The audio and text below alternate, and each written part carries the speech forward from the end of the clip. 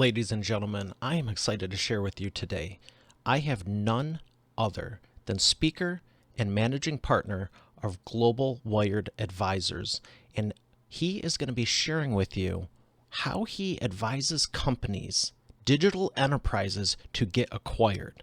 I'm going to bring up Chris Schipferling right after we thank our sponsor.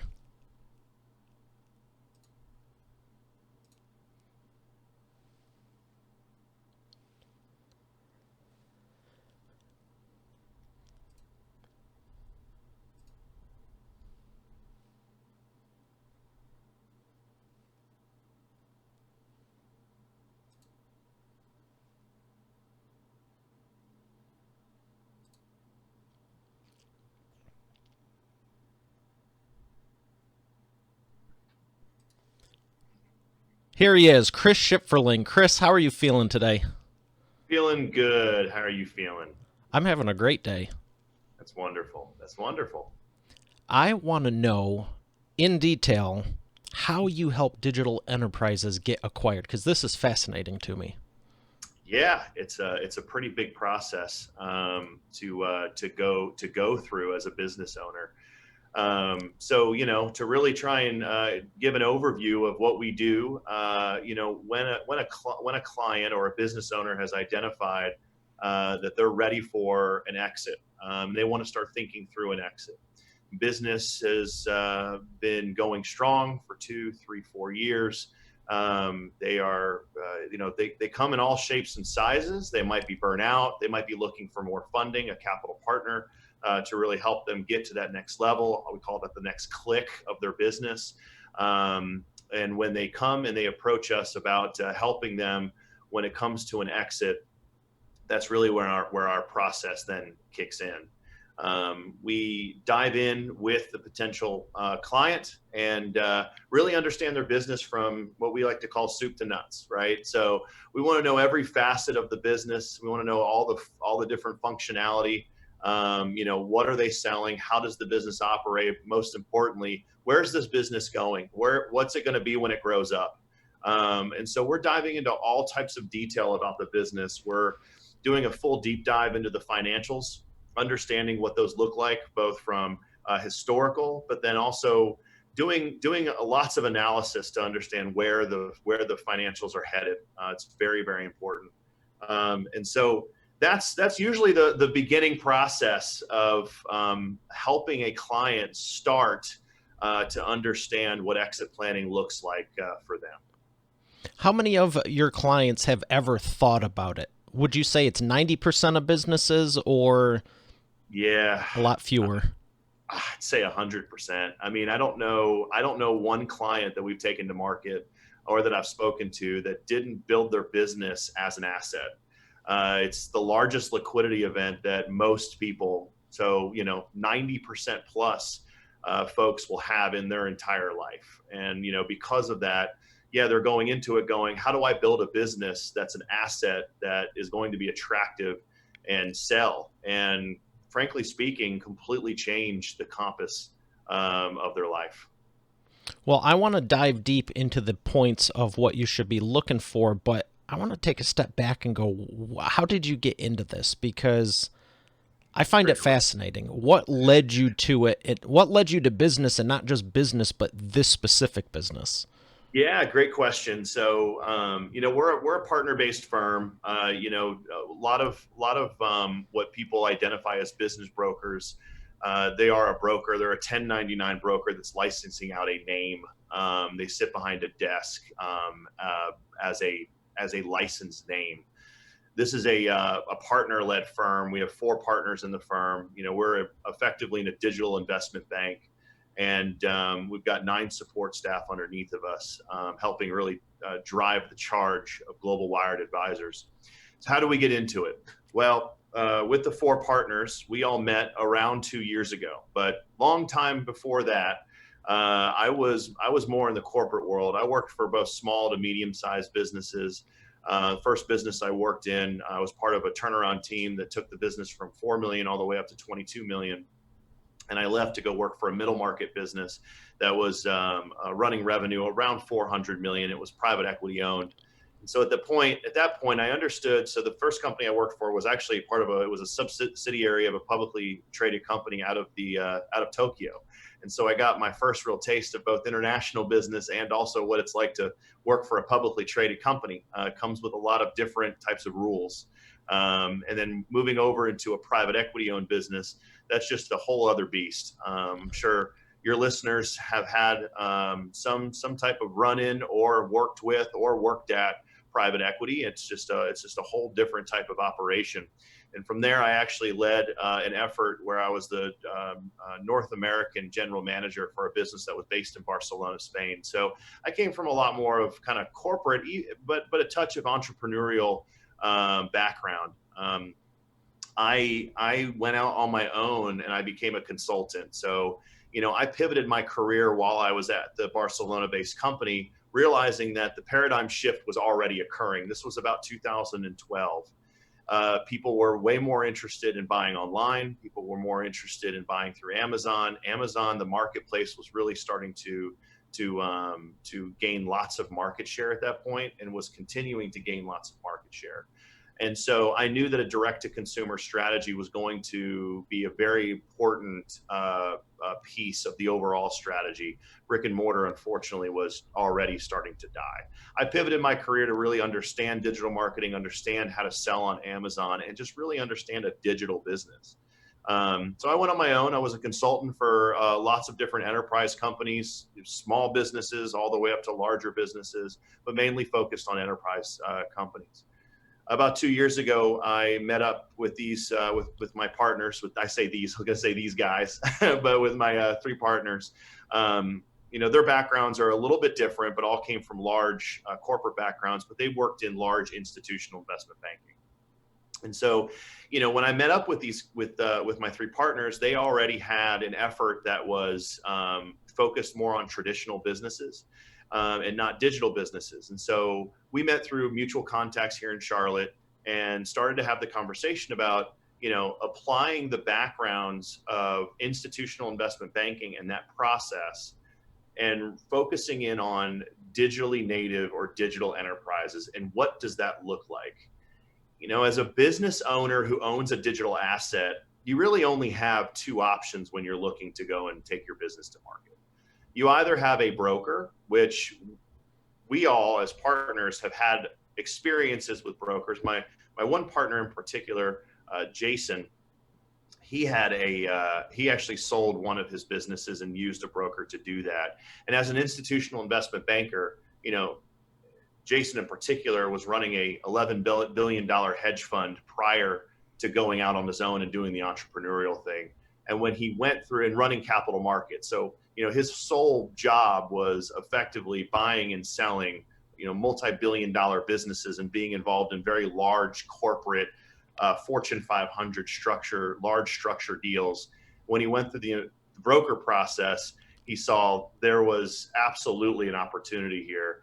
And we all identified that when we all came together and said, let's focus in on digital assets. Let's take a digital business owner through an investment banking process, because that's going to help yield a lot more value out of your transaction than the current broker process. So the other option, real quick, and then I will get off this topic, but the other option you have is a middle market investment bank. And those are typically, middle market investment banks are looking at enterprises that usually at the minimum have about $10 million in EBITDA. And so if you're a business owner that's got a very successful business and you're in what's called the lower middle market, you really don't necessarily have a choice. And so we started this firm on the basis that we just want to give you a better option. So it sounds to me like you all have impressive backgrounds with large companies, and even the middle market you're saying is 8 figures and above, correct? Yeah, middle market typically, middle market investment banks are trading usually around kind of at the minimum around 75 to 90 million, and working your way up to about a billion 5. Goldman Sachs actually just started an effort where they went downstream from what's called institutional or enterprise investment banking down to the middle market, and their focus is mainly on, to your point, 8-figure businesses. And it sounds like I think it's hilarious because so many people think like there's no money in the world to do anything if you have an idea, and you're talking about 75 to 100 million as the middle. And so I guess it would be the small businesses that are only at 7 and low 8 figures. They have huge opportunities, it sounds like, and you can help them. Yeah, I mean, if your business is running, an EBITDA, and in this world, everything is measured on EBITDA. Venture capital is measuring most things off of pre-revenue, and so their valuations are typically bloated and overvalued. But the type of acquirers that we're speaking with on a regular basis, they're measuring EBITDA as a measurement of financial success, and really it's just a measurement of their uh, financial health is the word I'm looking for. And so, if your EBITDA is running, call it at 1 million up to 3 million plus to about 4 or 5 million, those are the businesses that we're able to really help, because we can apply our process, which is an investment banking process, to their business and put them in front of the right counterparties, the right acquirers, to extrapolate more value than if they went through the other option, the other processes I spoke about before. Do you ever take MMR into consideration? When we're dealing with SaaS businesses, absolutely, yes. With SaaS in particular, there's a whole other level of metrics that go into it, right?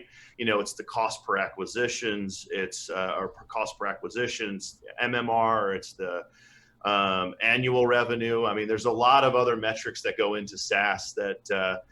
But as we identify a business owner and the type of business that he has, we're obviously going to do a very, very, very deep dive into all of the metrics that matter for his business or her business, and make sure that those are fully stated and presented and positioned in a way that we can get folks who need to care to care.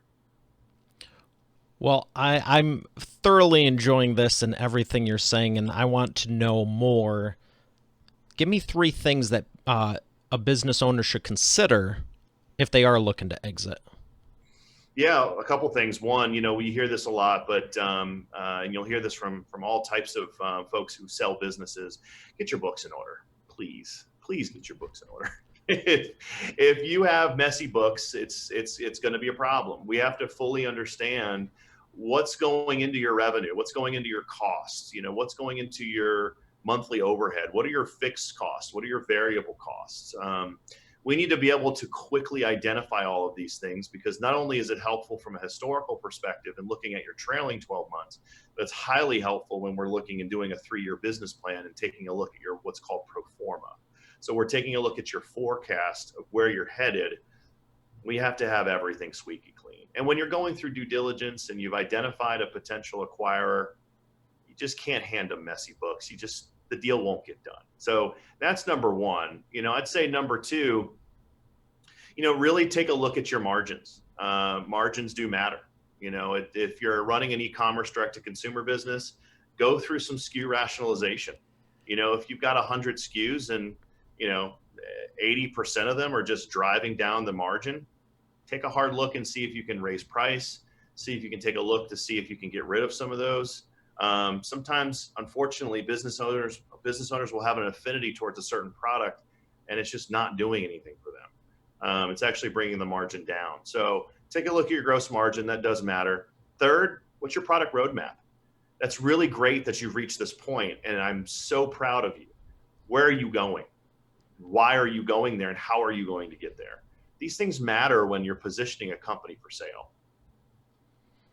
How important is to have the SKUs organized like you're talking about? Is there a certain number you look for? Can you just tell? Because it sounds like a lot of this, you can tell if someone gives you the messy books, that tells you something. If they got 491 SKUs versus 68, that also tells you something. Is there Yeah, is there a range you're looking for? And same thing with the profit margin. Should they be aiming for 10%, 40%, 30, 65? So as far as what to aim for, it depends. If you've got it, in speaking specifically around e-commerce, when you're talking about SaaS, it's different. You're talking about more hard cost or development costs, and you're you're talking about a lot of, I would say, HR resources when you're talking about SaaS, because obviously monthly income from SaaS it's high profit margins. It's all pretty much fixed overhead that drives down the EBITDA. When you're looking at a profit percentage for an e-commerce business, it really just depends. And a lot of what depends on that is, it's the product itself. Is it an oversized product? Well, your margins need to be thicker because that shipping cost is going to be much higher, right? So there's a lot of details in the minutia that matter. And so that's where analysis plays a big role, right? Diving in and saying, hey, listen, you actually need to stamp about a 80% gross margin on this in order to reach a net margin that is going to be attractive when it's time to take your business to market. And as far as the SaaS companies you were mentioning, how do those compare? Because you obviously don't have the shipping cost. You want to take a look at the monthly recurring revenue, Yeah. but what percentage do you think should be sent to customer support? And like you were saying, the fixed cost of the servers. Yeah, man, I hate to give a pin number because it really just depends on the business. It really does. I mean, overall, I can say a blanket statement that SaaS businesses just drive more net margin. But on SaaS, you've got to spend a lot more from a marketing perspective. The average marketing percentage to gross revenue in SaaS typically runs with a high growth business about 30%. When you're talking about e-commerce, typically runs about 10%. It also depends on the phase that you're in. If you've acquired lots of customers and those customers are acquiring more customers, then over time, right, you don't need nearly as much for marketing. So, it could be a different number. But I will say this overall, SaaS businesses, SaaS-based companies bring more multiple to the table typically when it comes to a transaction. See, and this is why this is fascinating to me, and I love discussing it because software is a solution.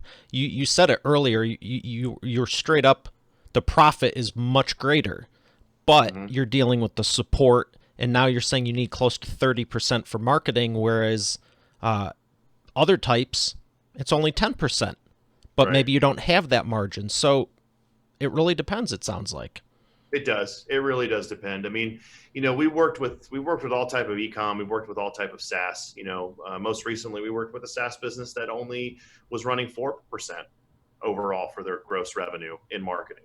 As you can imagine, it was a very attractive target. We had a lot of interest in that business because, potential counterparties, and ultimately the acquirer identified that all I need to do is raise the 4% to 6% to 7% to 8%.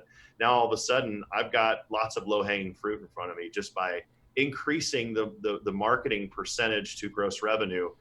Just increasing that number is going to help me acquire a lot more customers, and I've got low hanging fruit. So a lot of it is very much it's very much client or business dependent. So I just got to ask because one of the main things I help people with my coaching is redoing people's messages for the client acquisition through marketing, yeah. and I just got to ask about that 4%.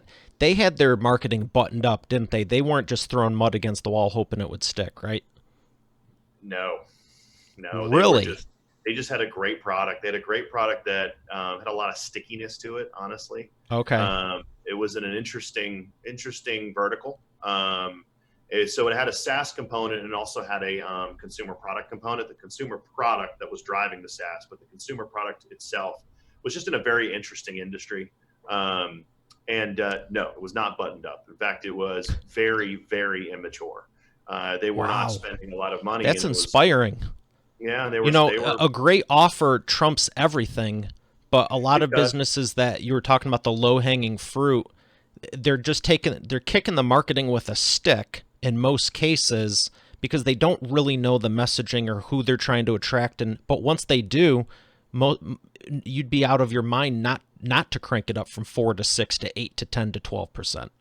That's right. And I think, this business in particular, any business that's like that, once they get acquired by a sophisticated capital partner, that entity is now going to go through the phase of, okay, let's really figure out and button up what our marketing looks like by increasing the amount of dollars that we spend, and also looking at all the different avenues we can now take in terms of different marketing options.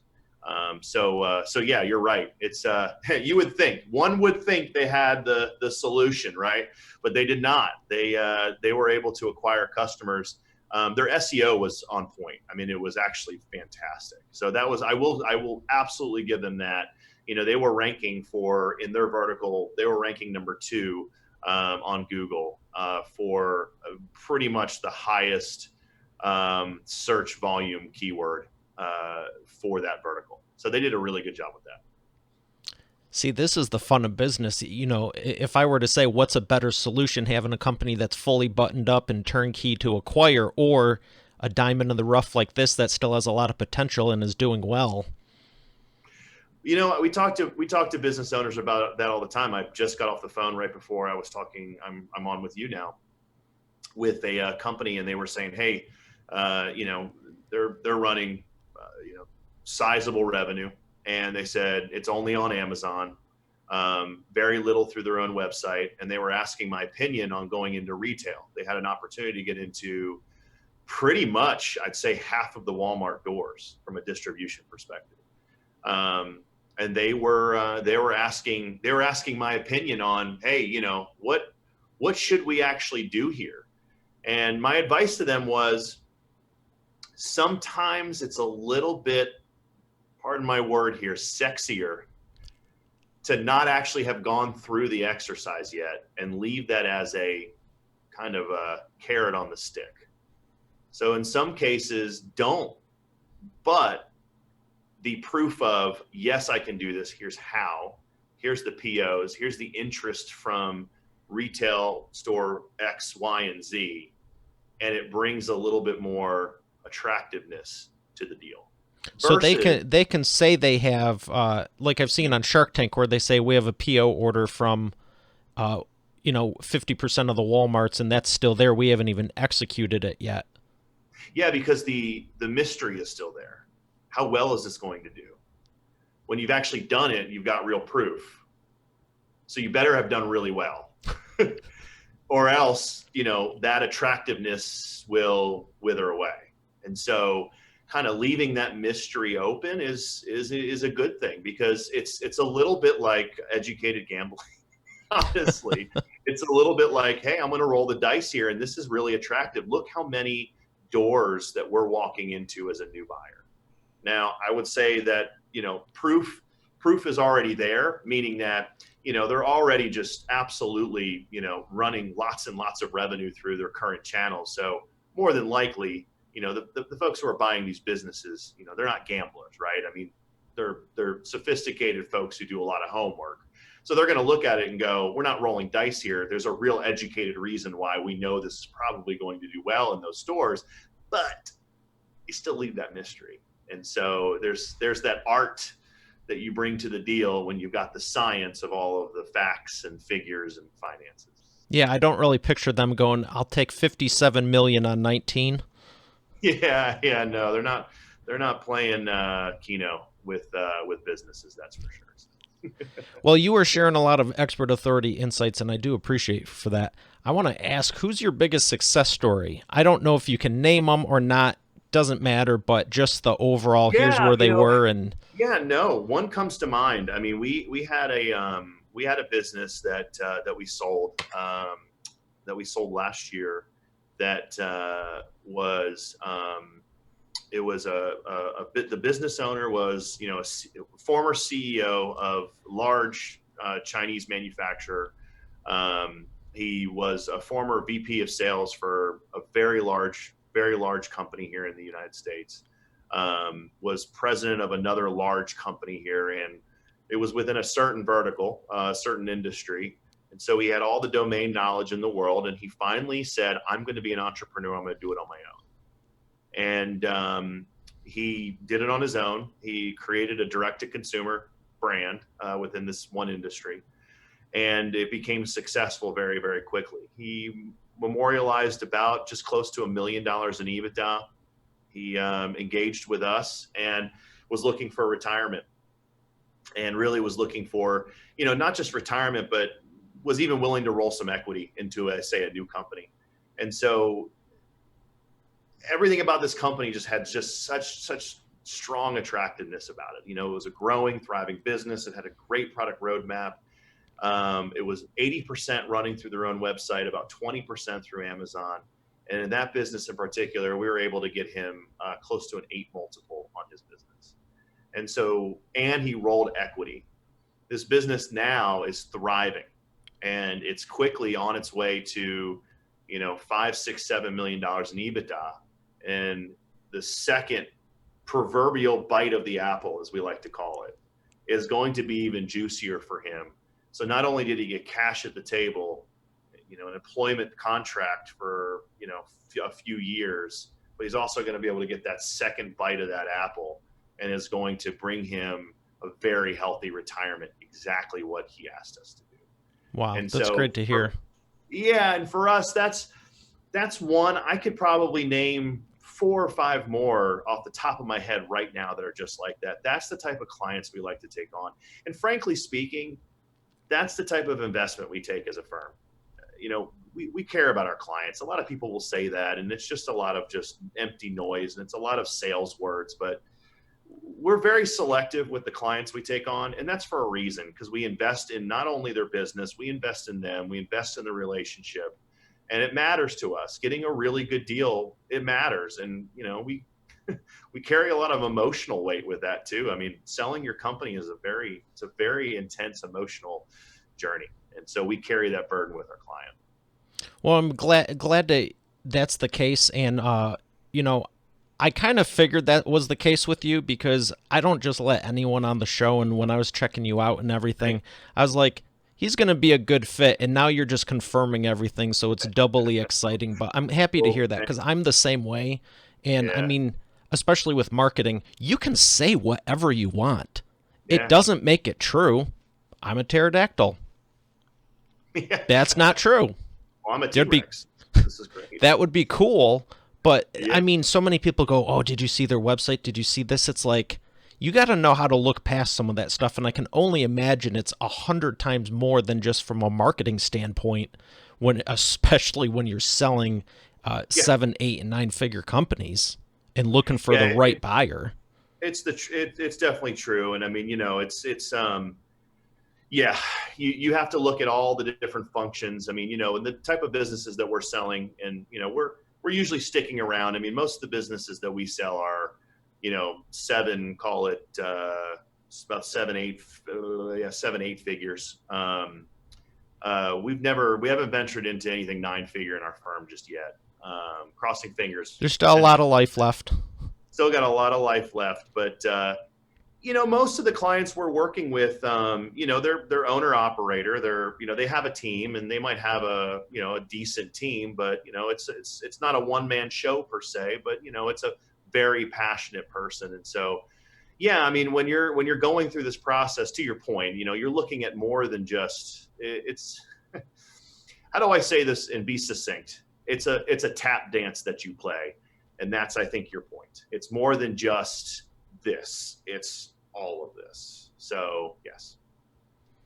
Well, I appreciate for everything you're sharing, and would love to know more, but I am going to ask you one question before we go to the sponsor and the imperfect action round, and we're going to spin the wheel of whatever, and I got the perfect question for you. What company would you love to help with a merger and acquisition that you haven't been able to yet? Oh my gosh, that is a great question. We play in a lot of industries. Wow,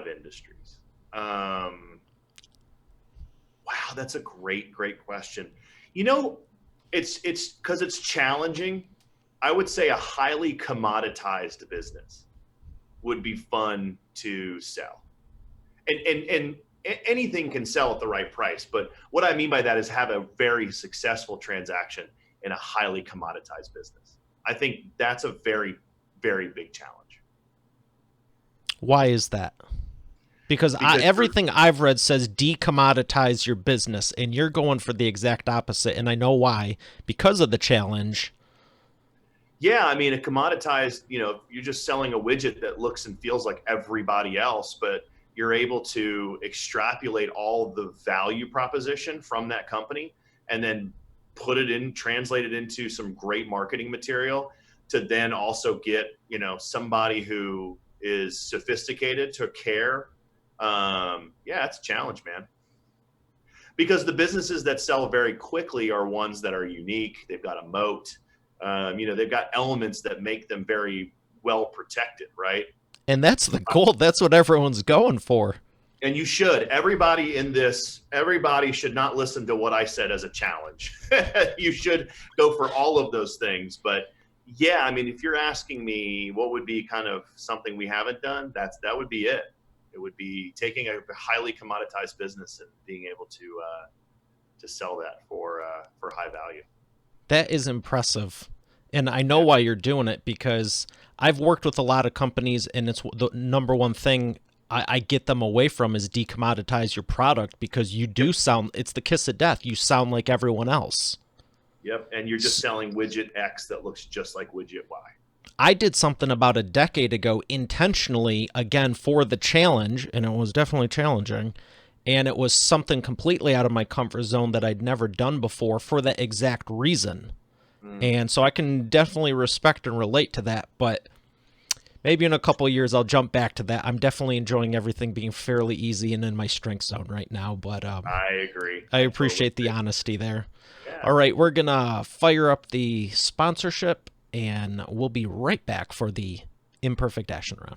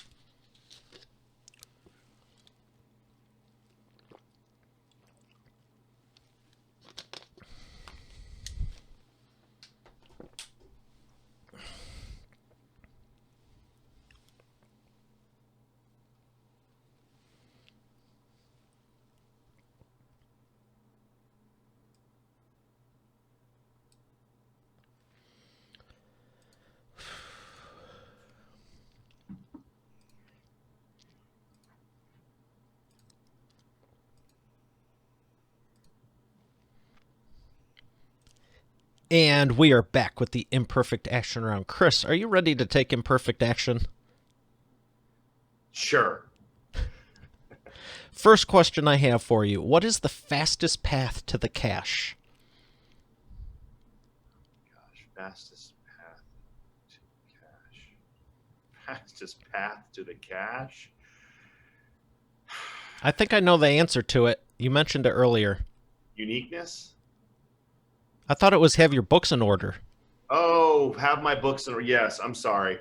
I thought so. I may be misinterpreting this round. I thought you were speaking in riddles a little bit. So the fastest path to the cash. Yes, have your books in order. Okay. I'm not denying I was. I mean, it's been on the sheet since day one. I don't. I just ask it. I mean, I'm. You got me rethinking. Like, should I word that different? Because there's been a few times where people are like, "Can you repeat that?" I'm like, "What's the easiest way to make the most money the fastest?" Well, that's not what I said. That's Well, I why mean, messaging is so important. what I was gonna say was rob a bank. That's what I was gonna say. I've got that a few times. Someone I just had on, he was like, go down. He was from Vietnam. He goes, go down Hanoi Avenue, take a left on, go to the central. I'm like, okay, cool. Well, I got some ideas for that. I've been watching some movies, so we're good. Yeah, you have that mapped out pretty well. That's interesting. Is this where we're gonna wingsuit into the top or go through the sewer system? But that's a whole other discussion. Whole other discussion. That's Yeah, right. I always like to get, for expert authority world, hey, if you're looking to do this, what's the fastest way you can get the money that we're talking about and when you said get the books in order, Yeah, well, actually, you know what? Let me back it all up now that we've had a little bit of dialogue about that. I would still go back to have something unique. Have something I think unique. they both work. They do, absolutely. I mean, getting your books in order is more of a mechanic exercise. I mean, it's evergreen to whatever business you're running. But if you want a fast cash is unique, unique and a great just I come from the product world, right? So I come from consumer products, both consumable and durable, and mainly in durables. We used to say all the time, product is king. You have a wonderful, great, unique product. It's the fastest way to cash, man. Everybody will want it, and then marketing plays a huge role in that too. So you got to make sure that you tell everybody why you're unique. Yeah, I'm going to add in another one too and say care. There's so many companies Yeah, that have a great whatever, and they're just like, oh, yeah. and I think this is the fun part of all this. We just cranked off like five, six, seven different things. It's like, is there really any one secret? No, there is no You formula, have to man. have it all buttoned up. Otherwise, That's people are right. going to see it. I mean, more than ever. I agree. Number two, what is the biggest problem you see your prospects making and the fastest way they can fix it? That's where I would go to books. Okay. Yeah, I would say not having good, clean books. And I mean, there are so many bookkeeper services, and anybody who's listening who wants to reach out to me, we have a whole list of resources, and we've got some great CPA firms, bookkeepers, e-commerce focused CPAs and bookkeepers. So I mean, we got all the resources, and that's the biggest problem and the easiest thing to fix. I would agree. Yeah. There's so many entrepreneurs I feel they're good at what they do. They're in their zone of genius, and 9 times out of 10, it's not accounting. Oh God, no. Yeah. we see that all the time. All right, here you're gonna love this one, and it's my favorite Okay. question. It's why I put it in there. What is the best way to maximize customer lifetime value? I mean, one, stay in touch. Please stay in touch. Don't be annoying, but stay in touch. Create a, the buzzword is lifestyle brand, but just create a brand people really care about. But if you are going to create a brand people care about, make sure you've got product that people can use over and over and over and over and over and over again. Period. End of story. Excellent. Yeah, I like what you're saying there because I think I love marketing. I love helping companies with it, but I think there's so many people that are so focused on saying the right things and looking the certain way, they just aren't. Instead of looking a certain way, they need to be a certain way. And when you Yeah, I are, agree. like you're talking about, we actually care for our clients. You don't really need to market when you're getting three, four, five deep referrals every few Yeah, months. that's correct. That's right. Oh, That's should right. we run an ad on that? No, just be an actual good person. Shocking. Yeah, I know. That's true. All right, what is a great business book you could recommend? Or a Oh man, couple. I'm sure there you've got a dozen, but like yeah, three, four, the five. I'm reading a great book right now, and I'm about halfway finished, and it's one of those books that as you're reading and you're retaining, you have to go back and almost kind of not reread, but just refresh a little bit as you get more of the larger picture, if that makes sense. It's called The Non-Obvious Megatrends and How to Spot Trend, basically how to spot trend. And so it walks you through. It's I forgot the author's name off the top of my head, but this author in particular, he always publishes every year what the trends are going to be for that year. So he's call it a not even self-imposed, but a futurist. And so he used to work at Ogilvy, and so he comes from a very heavy, strong marketing background, and he always measures himself against what he's outlined as the trend for that given year. He caught things pretty early, like subscription services and how they're going to play out in business, as an example.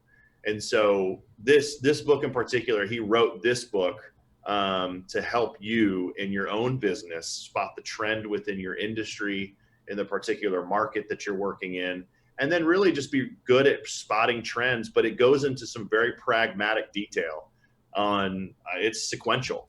Step one is this, step two is this, step three. So far, I'm absolutely loving it. I have not heard of that one yet, and I appreciate the recommendation because it sounds fascinating. Yeah, it's great. I like paperback, but I bought this one on my Kindle, and it's actually been good because They link to a lot of talks that he does that this particular author did. He's a wonderful speaker, just an absolutely brilliant speaker. And so I get to read, and then they put the link in there. I get to hit the link. I get to watch his talk. It's very, very cool. It's a great thing to do. I've done it in my books and advise my author clients on it as well, because I personally love paperbacks myself. But when you Yeah, can add the resources and the links, or it's like, hey, let's do a, you know, like in my video marketing for business owners, hey, think of the first 10 or 20 videos you'd want to shoot that are answering questions, like that's right. people get you. Hey, how important is it the book's in a deal? Yeah, that's right. That's right. And you can work on it right then and there. Yeah. In videos, you can't do videos on paper. I'm still looking for a way to do that. I think that would be huge because I love It'll video. come. But It'll come one day. They'll make a hybrid. That maybe that's a trend I'm spotting right now. There'll be a hybrid paperback book that has hyperlinks, and so you're molding the digital with the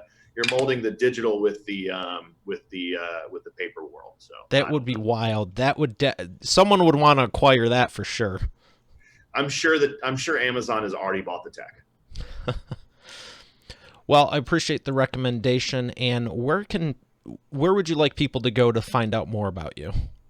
Yes. So you can go to Google and type in Global Wired Advisors. That's probably the easiest thing to do. Or you can type in globalwiredadvisors.com in your browser. For the 10% of your users that are using Bing, they can do the same thing. And for the 5% of users using Yahoo, they can also do the same thing. My email address is cs, so it's my initials at globalwiredadvisors.com. We have a valuation tool on our website. We're actually going to be going through a pretty big refresh in the next couple of months, and we're refreshing the valuation tool itself. But nonetheless, it's a great tool that your listeners can go to. And we also have a consultation form if you would like to have a complimentary consultation with us where we dive in and we do a much deeper analysis into your business. A lot of brokers and a lot of folks in the space offer a valuation, but it's really anemic. We do a very detailed, thorough analysis of your business, and then we'll tell you when you're ready for market. And a lot of that comes from what I talked about in the very beginning. It's our backgrounds.